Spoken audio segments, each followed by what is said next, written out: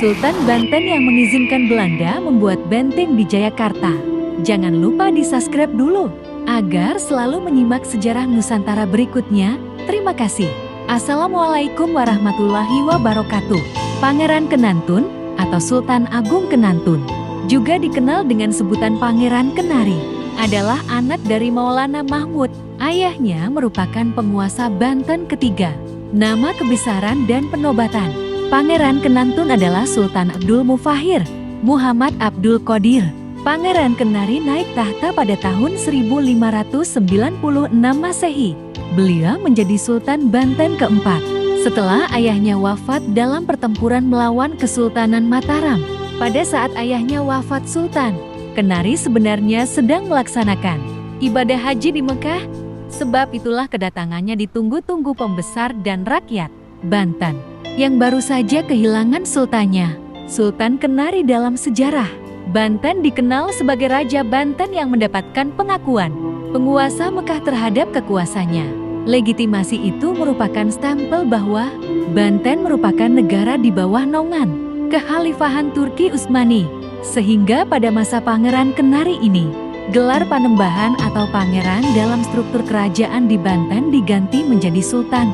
Sebagaimana bapaknya, pada masa Pangeran Kenari memerintah Banten, kebijakan terhadap Mataram masih tetap sama, yaitu memasang sikap permusuhan.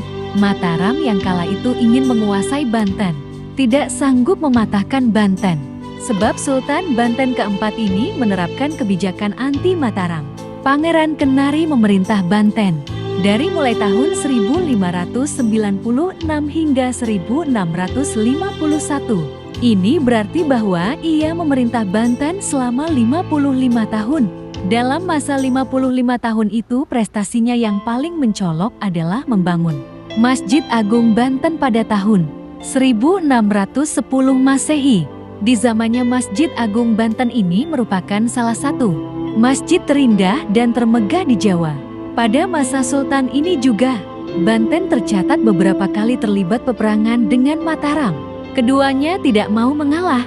Kelak perang Banten vs Mataram masa Sultan ini akhirnya berhenti selepas diadakan gencatan senjata di antara kedua kerajaan.